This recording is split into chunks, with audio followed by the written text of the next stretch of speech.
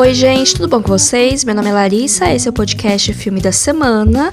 Peço perdão por não ter tido episódio semana passada, tá muito frio esses dias e geralmente eu acordo mais cedo para gravar o podcast. Então tem algum dia que eu, de maneira abençoada, consigo acordar com o meu despertador das 5h30 e venho gravar. Depois edito numa outra manhã ou no sábado de manhã. Semana passada eu não consegui fazer isso. Aí eu acabei perdendo um pouco o controle das minhas coisas. Mas hoje estou aqui. Não estou de manhã também, porque, novamente, uma semana fria. Estou gravando esse episódio 6h40 da tarde. Eu espero que os cachorros não comecem a latir. Mas vamos que vamos. No episódio de hoje vou falar dos filmes que eu assisti em maio de 2025. Filmes que eu assisti pela primeira vez, mas que não necessariamente são lançamentos. Eu acho que só tem um filme de 2025. Eu assisti pouquíssimos lançamentos desse ano. A maioria dos filmes que eu assisti até agora, que são lançamentos do ano, na verdade são filmes do ano passado, que chegaram aqui no Brasil no começo desse ano, né, janela do Oscar e tal. Então esse mês teve um filme de 2025. São 7 filmes no total, 5 deles são dirigidos por mulheres, um deles é nacional. A estrutura desse episódio é similar com os outros assistidos dos meses que eu faço.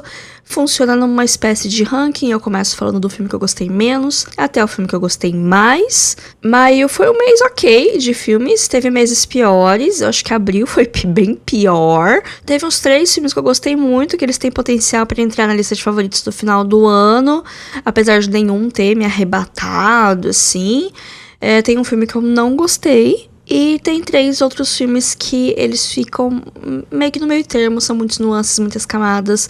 Vamos que vamos, como sempre, sem spoilers, e eu vou falar onde cada filme está disponível no momento da gravação desse episódio, que é dia 11 de junho de 2025. Se você está ouvindo esse episódio muito no futuro, pode ser que os filmes não estejam nos lugares que eu falei, mas eu não tenho nenhum controle sobre isso. Vamos lá, começando com o filme que eu não gostei desse mês, que é Baby Girl, da Halina Rengin, um filme com a Nicole Kidman. Assim como em abril só teve um filme que eu não gostei e era um filme da Nicole Kidman, esse mês novamente, mais um filme que eu não gostei, mais um filme com a Nicole Kidman.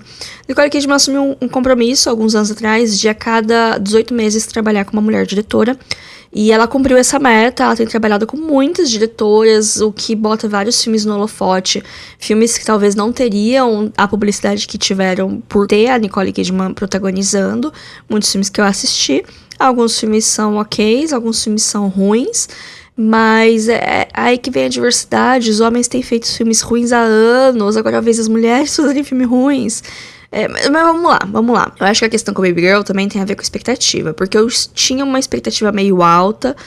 A Halina Rengin, ela é diretora do Morte, ou Bodies, que é um slasher de terror que fez um certo burburinho em 2022. Eu assisti, eu achei legal. Eu não sou a pessoa de slasher, eu não gosto de slasher, mas eu achei o filme meio divertido, o jeito que ele tira sarro com a geração mais nova, e tem o Lee Peace, então se tem o Lee Peace, tem minha atenção. Então quando ela anunciou esse filme eu tava curiosa, era um filme que tava cotado pra premiação pra Nicole Kidman. Ainda bem que não vingou essa campanha, porque seria um surto se eu tivesse assistido esse filme no meio daquele caos que é a temporada de premiação, que às vezes você acaba assistindo um monte de filme de uma vez e vai ficando meio cansado. Então eu assisti esse filme com a cabeça descansada e não gostei. Olha que coisa. Aqui na história a gente tem a Nicole Kidman. Ela é uma empresária, ela é CEO de uma empresa de tecnologia super pop, super famosa. Ela é uma figura de inspiração para muitas outras mulheres no mercado de tecnologia, como liderança. A empresa dela deve ter o selo Great Place to Work. Ela é uma inspiração para as pessoas. Ela é casada com Antônio Bandeiras, eles têm a família perfeita, eles têm os filhos, eles têm a vida deles. O Antônio Bandeiras é um renomado diretor de teatro, então também tem a carreira dele. Pessoas bem-sucedidas. A única coisa é que a Nicole Kidman tem algumas frustrações na parte sexual. E assim, eu sei que quando a gente assiste filme a gente precisa suspender algumas descrenças e tal, mas eu acho que a mais difícil delas, de tudo que o filme me joga, e o filme me dá várias coisas bem absurdas assim pra eu digerir, eu acho que a coisa mais absurda é que o Antônio Bandeiras seja ruim de cama. Mas tudo bem, vamos lá, eu tava disposta a acreditar que isso era o caso, né, mas aí o filme, ele... Eu não vou falar que ele desanda, porque eu acho que ele tem ideias muito boas. Muito boas é um exagero. Eu acho que ele tem ideias bem interessantes. Mas o jeito que ele lida com elas eu acho meio esquisito. Que assim, eu tive muita dificuldade de me colocar no lugar da Nicole Kidman, porque ela tem essa frustração dela. E isso meio que fica na cabeça dela. E aí, eventualmente, ela vai ter contato com um estagiário dessa empresa. E ela vai começar a se envolver com esse estagiário, né? Aí que vem o rolê. Então, assim, eu não sentia que essa frustração dela era uma coisa assim tão urgente, tão... Nossa, é tipo... Sei lá, eu tenho algumas frustrações na minha vida. E de vez em quando eu penso nelas, aí eu fico meio triste. Mas aí, aí passa. Assim, eu não quero ficar comparando a dor de um e a dor do outro. A minha dor não é maior que a do outro. Mas, sei lá, a impressão que eu tive é que era de uma coisa que ela tava descontente, mas não era assim, tipo, um pilar. Uma coisa tão importante a ponto dela botar em risco as coisas que ela já tem, sabe? E aí ela bota em risco, porque ela começa a ter um caso com o estagiário. Isso eu não vou nem botar no ponto de vista de traição de casamento, que eu acho uma coisa péssima. Mas eu fico mais preocupada com a carreira dela, porque ela é uma pessoa tão inspiradora, ela tem tantas pessoas ali na empresa dela que confiam e gostam de trabalhar com ela, e aí ela faz um negócio horroroso, porque quando tem uma relação de poder envolvida, as coisas são muito complicadas, e não só da ética da empresa, mas pode virar um processinho, dependendo do jeito que as coisas terminarem, porque pode ser abuso de poder, pode ser coerção. Existe uma distância muito grande entre os dois na hierarquia da empresa. Se fosse duas pessoas no mesmo nível de hierarquia, ou duas pessoas de departamentos diferentes que não atuam tão diretamente, mas quando tem essa escada toda separando eles, é uma problemática, né? E em vários momentos do filme eu fiquei, mulher, para com isso, torcia para que as coisas dessem muito errado e que o filme fosse para esse caminho um pouco mais intenso, mas ele não vai.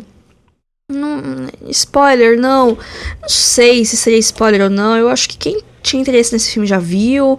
Quem tá marinando talvez tenha visto alguma das críticas, que as críticas não foram muito positivas quando esse filme saiu. Assim, não detestei. Como eu falei, ele tem ideias interessantes, tem algumas escolhas estéticas que são até legais, mas eu acho que ele segura muito no freio em coisas que poderiam ser mais intensas, em consequências principalmente, que poderiam ser mais, as cenas poderiam ser mais intensas, a paixão poderia ser mais intensa, as consequências também, e no final o impacto disso tudo também, mas não é.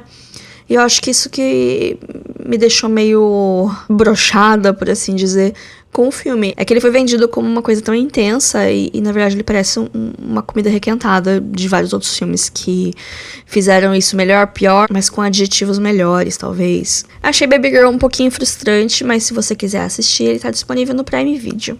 O próximo filme é Liana, dirigido pela Amanda e o Aaron Kopp. Esse filme é um documentário, e aí eu fui meio que sem saber que era um documentário, mas a culpa é minha, eu mosquei. Uma coprodução Estados Unidos e Eswatini. Eswatini é o nome novo da Suazilândia, um país na África. E o filme vai seguir um grupo de crianças numa escola. Agora eu não lembro se todas são órfãs, mas todas elas têm uma história meio difícil de vida, assim. São crianças que já passaram por muita coisa em tão pouco tempo que estão vivas. E aí tem uma educadora que ela vai lá e convida essas crianças a contar uma história. A história da Liana. Então o filme ele vai alternar entre o documentário, da entrevista das crianças contando essa história, e da animação da história dessa Liana. É um exercício da educadora, que é uma professora de verdade, é uma contadora de histórias, é uma pessoa bem importante lá, que vai conduzindo a história com essas crianças. Aí eles constroem a personagem, desenham ela, descrevem ela, aí ela começa uma história e as crianças vão continuando, e aí através dessas histórias a gente percebe que as crianças estão colocando coisas que aconteceram com elas ou situações que elas tiveram que lidar pra personagem lidar também. Então é muito bonito, é muito triste, é bastante melancólico, porque ao mesmo tempo que é muito triste, tem aquele otimismo das crianças, que tipo, aquilo não foi bom, mas as coisas melhoram, agora ela tá numa situação melhor, agora ela mora com pessoas que gostam dela, tem momentos bons, por mais que a vida não seja fácil, tem momentos que vale a pena viver e tal. Então é um filme disso, é muito bonito, é emocionante, teve alguns momentos que eu fiquei, ok, eles estão indo pra esse caminho que é pra emocionar, e de fato me emocionei. Enfim, eu sou meio fraca pra algumas coisas, eu comprei toda a narrativa, eu achei original pela parte de misturar animação Gostei, achei bonito. E é um filme muito, muito curto. Ele tem 77 minutos, pouco mais de 1 hora. Então, eu achei bem legal. Foi uma coisa bem diferente do que eu costumo ver, até porque eu não tenho tanto hábito de ver documentários. Eu acho que se eu soubesse que era um documentário, talvez eu teria postergado mais. Porque é um filme que tá na minha lista já faz um tempo, é um filme de 2017, e ele tá disponível na Filmica. Próximo filme é um filme que chegou no meu radar de uma maneira muito aleatória, porque eu tenho uma lista no meu Letterboxd que é uma grande watchlist de filmes dirigidos por mulheres. Toda vez que eu vejo um filme que é dirigido por uma mulher e parece minimamente interessante, eu boto nessa lista. E ela funciona como se fosse uma lista pra assistir, porque quando eu vejo os filmes eu tiro de lá e boto numa outra lista com os filmes que eu já assisti, meio que pra falar, olha, essas são minhas recomendações. E essa outra é um monte de coisa. Tem mais de 700 filmes nessa lista, eu vou deixar na descrição desse episódio pra quem quiser ver, quem quiser se inspirar e tal. E aí, né, quando tava procurando coisa pra botar nessa lista, eu dei de cara com esse filme que chama Somersault. É um filme de 2004, dirigido pela Cate Shortland. Cate Shortland é uma diretora que eu não conhecia, eu conheci ela porque ela dirigiu A Viúva Negra, o filme da Viúva Negra da Marvel. Mas ela tem alguns outros filmes que são mais ou menos conhecidos, acho que A Síndrome de Berlim é um dos mais famosos dela, não vi. Mas eu botei esse filme no meu radar porque eu achei o pôster dele bonito e porque eu vi que tinha a Abbie Cornish no elenco. A Abbie Cornish é uma atriz australiana que ela fez Brilho de uma Paixão, que é um filme que eu gosto muito, e eu não vejo muito ela por aí, ou quando ela aparece é tipo um papel muito secundário, assim, então toda vez que ela tá como protagonista me chama atenção. Então, beleza. Eu vi esse filme anos atrás, que foi quando eu fiz a lista. E aí, esses dias eu tava vendo as coisas que chegaram nos streamings, né, que pelo aplicativo do Just Watch, aparecem as novidades, né, em cada streaming. E aí eu vi que chegou no Prime Video um filme que chamava Desejo Ardente. E o pôster era o mesmo, eu reconheci pelo pôster. Porque a tradução, né, meio que não tem a ver Somersault, acho que é cambalhota, alguma coisa assim. E eu não lembrava da sinopse, não lembrava de nada, só lembrava do pôster. Eu vi, era o mesmo pôster, fui ver, era o mesmo filme. Então, assim, é um filme de 2004, um filme australiano, aleatório, que chegou um dia no Prime Video. E eu falei, vou ver esse filme, né? Porque ele é um filme curto, ele é um filme de 1h40, mais ou menos. E aí eu dei play. E ele é um negócio muito bizarro, assim, porque a premissa dele parece a premissa de um pornô, né? Assim como Baby Girl, ele tem uma premissa esquisita. Aí eu fiquei, ok, pra onde que isso vai, né? Mas a premissa acaba sendo mais o pontapé inicial, é rápido, o filme lida rápido com isso, e mantém muito mais a culpa que a personagem carrega por causa disso, né? A gente vai acompanhar a Heidi, que é a Abbie Cornish. Ela é uma adolescente, ela tem acho que 17 anos, ela tá quase maior de idade, mas ainda não é. E ela mora com a mãe dela e o namorado da mãe dela. E aí, rapidamente, no começo, a gente vê que ela tem uma relação não necessariamente difícil com a mãe, mas que elas têm lá seus problemas, mas, né, que filha adolescente não tem problemas com a mãe. Então tem esse negócio aí, e ela tá de olho no padrasto dela, mas assim, com aquela confusão adolescente.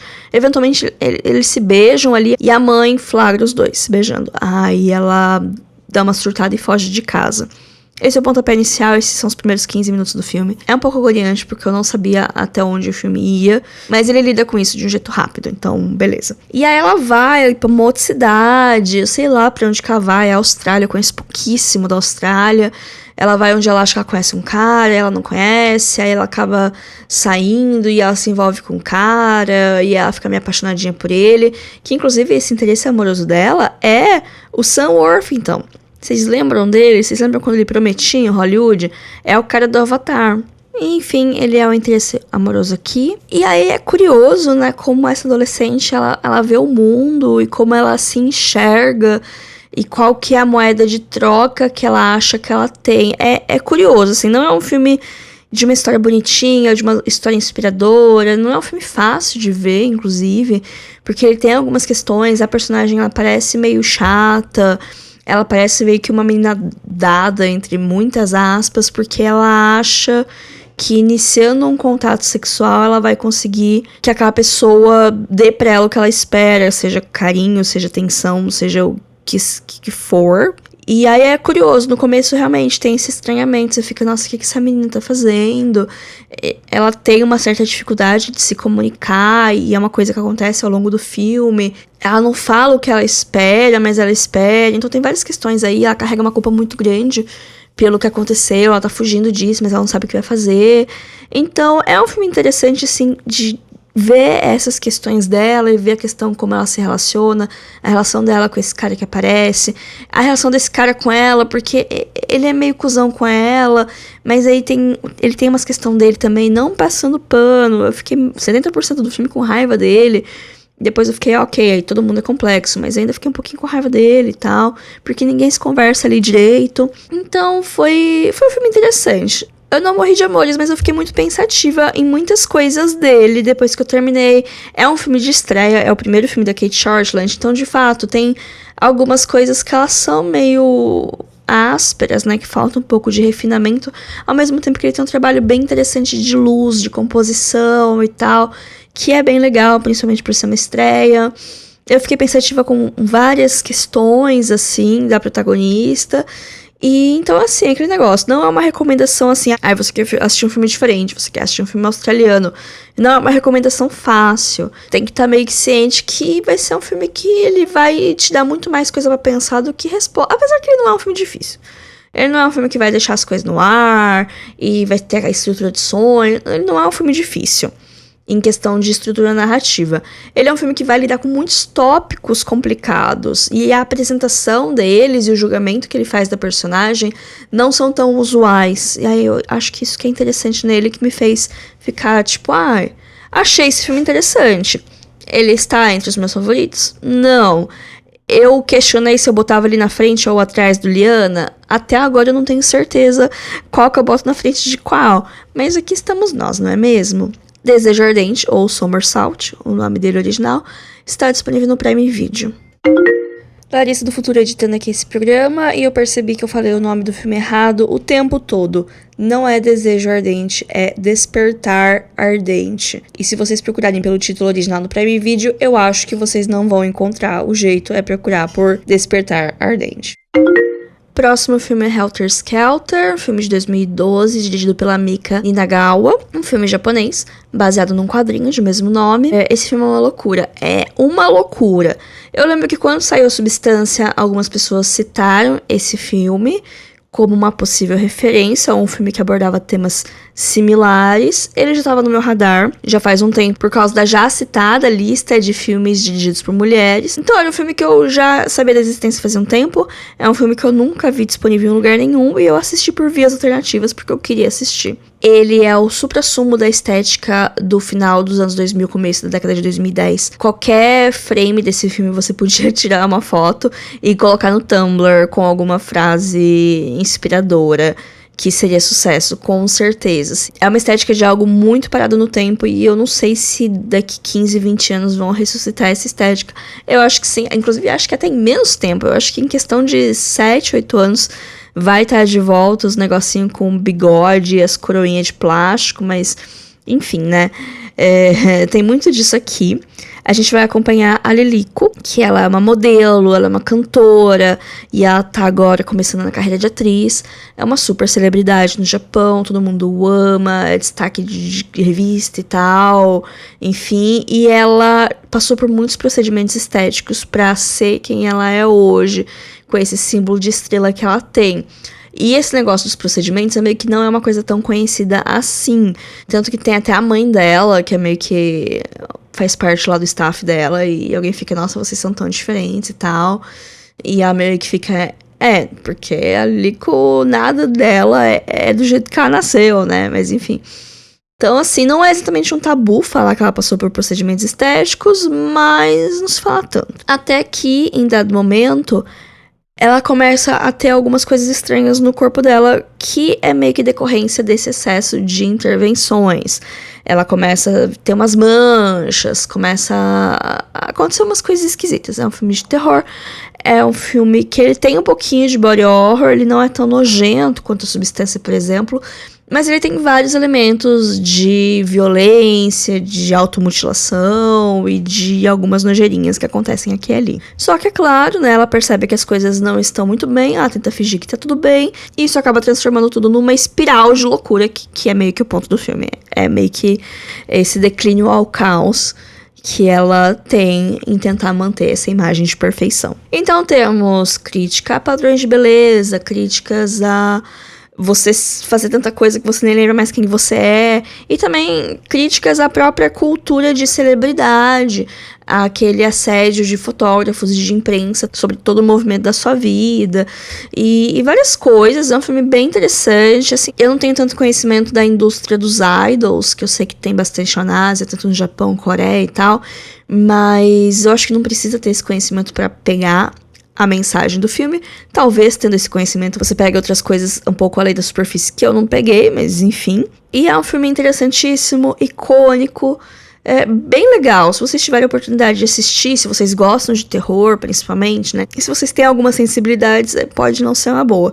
Mas se tiverem a oportunidade de ver esse filme, eu acho bem legal e eu recomendo. Acho que vai ser, no mínimo, interessante. Vocês podem até não gostar do filme, mas vocês não podem negar que ele é interessantíssimo. Próximo filme, Chico Bento e a Goiabeira Maravilhosa, um filme do ano passado, dirigido pelo Fernando Fralha. Eu queria ter assistido no cinema, chegou no cinema no final do ano passado, acabei não vendo. Vi no Prime Video, que chegou faz algumas semanas, e eu gostei muito do filme. Até aí nenhuma surpresa, porque eu acho todos os filmes da Turma da Mônica muito bons. Essa leva de live action que saiu, eu não vi o Jovem. Tem um filme da Turma da Mônica Jovem que eu acabei não vendo. E eu não sei nem onde tá. E na verdade eu esqueci que existia. Eu lembrei agora. Passou esse pensamento na minha cabeça. Então não assisti todos os filmes da Turma da Mônica. Mas o Laços e o Lições, principalmente, eu acho maravilhosos. O Lições, pra mim, é um filme perfeito. Inclusive, tô com vontade de rever. O Chico Bento é um filme bem legal. Eu achei ele um pouquinho mais infantil que os outros filmes da Turma da Mônica. Pode ser apenas uma impressão minha, mas eu tive essa impressão. Eu vou dizer que eu não morro de amores pelo núcleo do Chico Bento. Eu nunca gostei tanto das historinhas dele. Talvez por eu ser uma pessoa do interior e eu ficar meio assim quando eu via essa coisa do caipira. Eu não sei. Não que eu acho que seja uma representação ruim. Muito pelo contrário. Eu acho uma boa representação. Eu acho ele simpático. Eu não gosto muito de Zé Lelé. Eu não sei porquê. Mas, enfim. Mas eu acho que aquele negócio de, eu já moro aqui nesse fim de mundo, eu quero ler histórias sobre outros lugares, que era uma coisa que eu tinha muito quando eu era mais jovem. Hoje também, de certa maneira, eu sou um pouco contra a romantização do interior enquanto lugar de paz e tranquilidade. Apesar de ser um lugar de paz e tranquilidade, mas tem várias coisas ruins também, né? Enfim, todo lugar tem prós e contras. O meu ponto é, eu não fui com expectativas tão altas. Minhas expectativas foram cumpridas, eu me diverti. Eu confesso que no meio dele eu dei uma cansada. Só que aí no terceiro ato ele toma um fôlego novo e o fim dele é tão bom. Tem uma sequência animada que é linda. Nossa, eu quase chorei.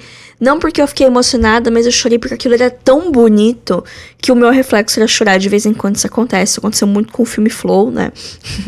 Já tá vendo um negócio que eu achei tão bonito e com um negócio tão legal por trás que meu olho enche d'água. Acontece. Então, no final, o saldo eu achei extremamente positivo.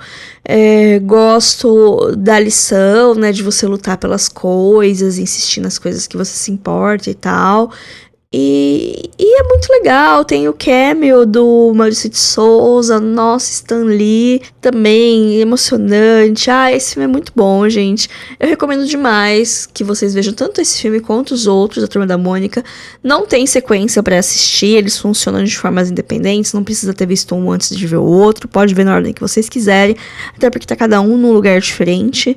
E, enfim, além de prestigiar nosso cinema nacional, a gente também está prestigiando a maior propriedade intelectual que a gente tem, que são os quadrinhos do Maurício de Souza.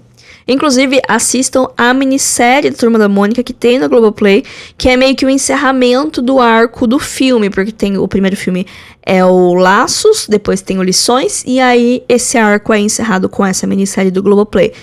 Todas essas obras funcionam de maneiras independentes, mas se você assistir na sequência, você vai ser recompensado com uma das melhores coisas que a Globo já fez.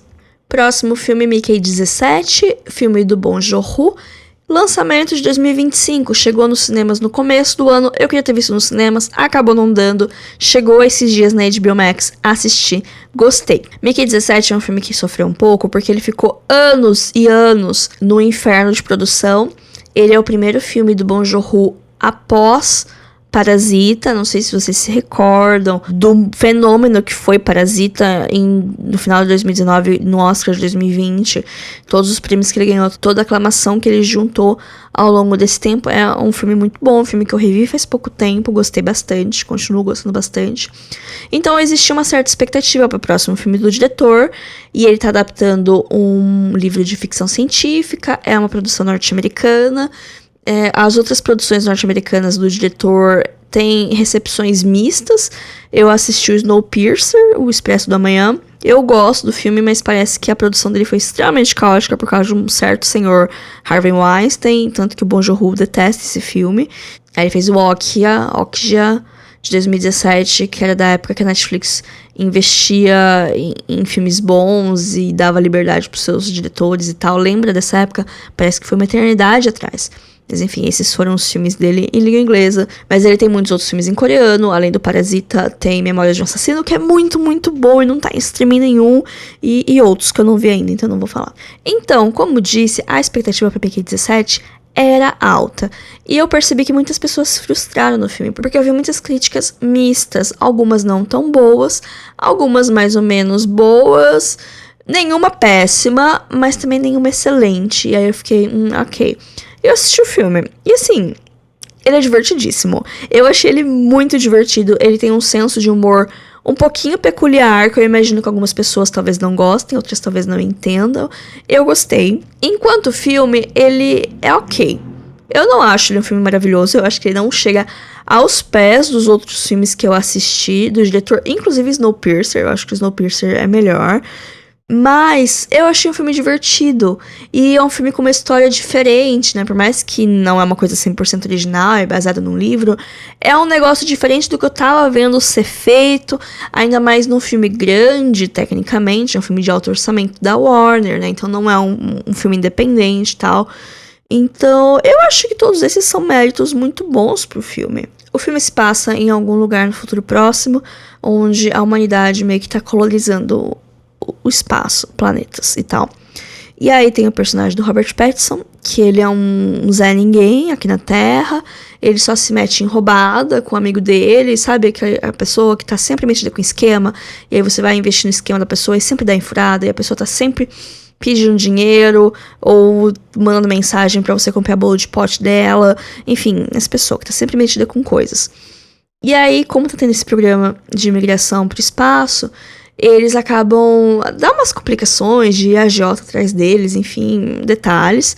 E aí eles vão para essa colônia no espaço, eles se inscrevem como uma maneira de conseguir dinheiro rápido e fácil, entre muitas aspas, né, para pagar esse agiota e também sair da Terra. Assim eles param de ser perseguidos pelos, né, os pau-mandados dos agiota. E aí eles vão, o amigo do Robert Pattinson se inscreve como piloto, porque aparentemente ele tem uma carteira de piloto. E o Robert Pattinson, que é meio que um Zé, ele não sabe fazer nada, ele se inscreve num programa que eles chamam de dispensáveis. Agora eu não lembro se é esse o termo que eles usam na legenda, mas em inglês é expendables, né? Meio que descartáveis. Eles fazem um backup da consciência do Robert Pattinson, né? Que chama Mickey. E eles escaneiam o corpo dele. E aí toda vez que ele morre, a impressora imprime um corpo novo e faz o backup da consciência dele. Então nasce um novo Mickey com as mesmas memórias, mas com um temperamento diferente. Isso eu achei interessantíssimo, porque por mais que eles tenham as mesmas memórias, então tecnicamente as mesmas vivências, cada Mickey nasce com um temperamento diferente. E aí, por causa disso, ele é mandado para fazer missões perigosas, missões que as pessoas não vão sair de lá vivas. Então, ao invés de sacrificar uma pessoa preciosa, eles mandam esses, né, descartáveis. E aí ele vai lá, que nem, sei lá, tem uma missão que ele vai num planeta, e aí o ar daquele planeta é tóxico. E aí, então, ele vai pra lá, e aí pedem pra ele abrir o capacete, e aí ele começa a descrever todos os sintomas que ele tá tendo, até ele eventualmente morrer. É horrível, mas o filme trata isso não com humor, mas assim, é um humor meio satírico, tipo, eu vou fazer isso, deixa ficar engraçado, mas você vai perceber que isso é horrível, então você não sabe se você ri porque é engraçado ou porque você tá desconfortável. Boa parte do filme tem essa pegada, sabe? Então eles ficam um tempo no espaço e tem um certo culto a uma personalidade, que é o personagem do Mark Ruffalo, que ele é meio que um grande magnata, assim. É como se fosse uma pessoa do nível do Elon Musk, mas com os trejeitos do Trump. E assim, é óbvio que ele se inspirou no Trump pra fazer esse personagem. É quase caricato. Muitas críticas negativas que eu vi do filme falam sobre isso. Eu não achei tão horrível. Tipo, eu achei caricato um pouco demais, um pouco fora de lugar em alguns momentos. Mas passava. Eu achei que o filme tem mais coisas positivas do que essas negativas, que são uns detalhezinhos. Mas todo o rolê do filme acontece porque ele vai pra uma missão que não é pra ser uma missão suicida. Ele vai lá. Só que ele acaba ficando pra trás, ele acaba ficando preso numa caverna. E aí, então, quando o pessoal volta na base, falam, ele morreu, ele ficou pra trás, um bicho pegou ele, eu vi um bichão pegando ele. E aí imprimem um novo Mickey. Só que aí ele consegue sair de lá e ele consegue voltar pra nave. Só que aí nisso já imprimiram o Mickey novo, já fizeram backup, então tem 2 Mickeys acontecendo, o Mickey 17 e o Mickey 18. E não pode acontecer isso. Então eles precisam meio que lidar com essa situação, e aí ao mesmo tempo tem outras coisas acontecendo. Eu não vou ficar entrando nos detalhes das tramas e subtramas, tem bastante coisa.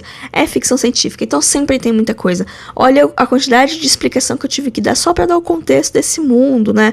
Tem essa figura aí meio maluca, meio que tem um culto à personalidade em volta, e aí tem os bichos que habitam o planeta que eles estão. Então tem uma questão com esses bichos, e aí tem a questão do próprio Mickey, da relação dele com as pessoas da nave, desse amigo dele, esse AJ indo atrás deles. Muitas coisas acontecendo, mas não é difícil. Assim, é só prestar atenção, gente. É só prestar atenção. O filme, ele é bem didático, ele mostra tudo, não fica coisa pra imaginação, ele se explica bastante. Talvez se explique até demais em algum momento ou outro, mas não fiquei incomodada com isso. Mas é isso, é ficção científica, tem muita coisa pra ver, é um mundo muito alienígena, literalmente, porque eles estão fora do planeta. Achei divertido, eu recomendo, assim, as ressalvas. Não espere mais uma obra-prima do Bong Joon-ho, não é uma obra-prima, é um filme legal. Não espere também, assim, uma ficção científica que vai explodir sua cabeça. Porque, não sei, eu acho que ela não vai. Ou vai te fazer ficar extremamente pensativa sobre um tópico muito específico da humanidade. Não sei, ele traz coisas pra reflexão. Mas eu acho que é uma reflexão mais superficial. Talvez, se você não tem contato com algumas conversas, talvez possa mudar a sua vida. Mas dependendo do quanto de coisa você consome, talvez não. É que aí tem muita coisa da experiência, né? Porque eu tô nessa bolha, né, de gente da cinefilia, gente que assiste muito filme, gente que lê bastante livro, consome bastante coisa, e eu percebo opiniões de um jeito, e aí, sei lá, eu vou pro lugar que eu trabalho, que são pessoas que não têm esses hábitos, e aí eu vejo o que deixa eles felizes, ou o que surpreende eles, e às vezes são coisas tão simples. Mas enfim, não tô pra fazer juízo de valor de ninguém. As pessoas funcionam cada um de um jeito, cada um tem repertórios, experiências diferentes, e querendo ou não, tudo isso impacta no jeito que você vai absorver aquele filme, e no jeito que aquele filme vai conversar com você, e no fim, como você vai gostar ou não daquele filme, né? Mas eu acho que Mickey 17 é uma recomendação legal. Eu de vocês daria uma chance. Como disse, o filme tá na Max. Pra fechar o episódio de hoje, o filme que eu mais gostei de assistir no mês de maio foi Amor e Anarquia, um filme de 1973, da Lina Waite Miller. A diretora, por mais que não pareça pelo sobrenome, é italiana. E esse é um filme italiano dos anos 70. Então, aquele aviso, é um filme antigo. É um filme que vai tratar alguns tópicos de um jeito diferente, porque era nos anos 70, é um filme de mais de 50 anos atrás. Ele tem a dublagem na pós-produção, que é uma coisa que causa estranhamento em algumas pessoas, eu sei. Pra mim, às vezes, causa estranhamento, mas a partir do momento que você supera isso, o filme flui. É um filme um pouco mais lento, ele tem um pouco mais de 2 horas, o ritmo, ele é mais lento por ser um filme antigo. Então tem todas essas variáveis pra gente ter consciência quando a gente assiste um filme que foi lançado há mais de 10 anos atrás, no caso aqui, 53 anos atrás. E é um filme de época, por mais que é um filme dos anos 70, ele se passa nos anos 20, eu acho. Não, o look das meninas é muito anos 20, então eu imagino que seja a época que ele se passa. Tem um jovem, o Antônio, que é interpretado pelo Giancarlo Giannini, que ganhou prêmio em Cannes de atuação por causa desse filme, em 73. Ele é um homem do campo, ele é um homem simples, mas ele se vê numa situação absurda. Por causa de algumas coisas que acontecem, ele acaba se tornando anarquista, e aí mandam ele pra Roma com a missão de matar o Mussolini. Pois é, começou bem, né, gente? Só que aí mandam ele pra Roma e falam, ó, quando você chegar em Roma, você vai aqui nesse bordel tal e você vai falar com Salomé.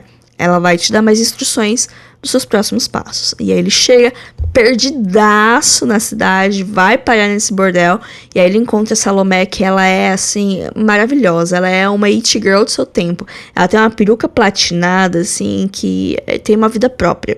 E aí a Salomé fala que ele é primo dela, que veio do campo, então todo mundo cuida dele.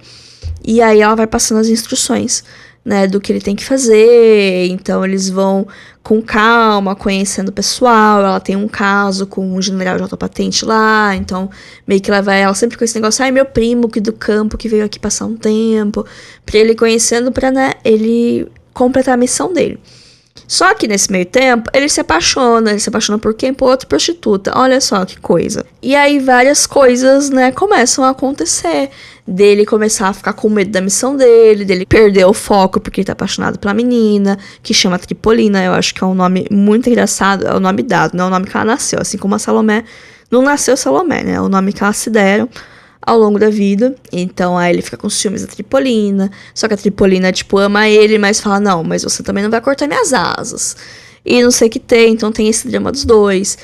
Tem a questão do bordel mesmo, que tem vários personagens que aparecem. É um filme de muito caos, assim, tem muitas cenas de refeição, de todo mundo falando junto, e de gritaria. E aí dá um close na cara do Antônio e ele tá, tipo, com uma cara de pânico, de não saber o que fazer e de se ver nessa situação. É muito bom esse filme.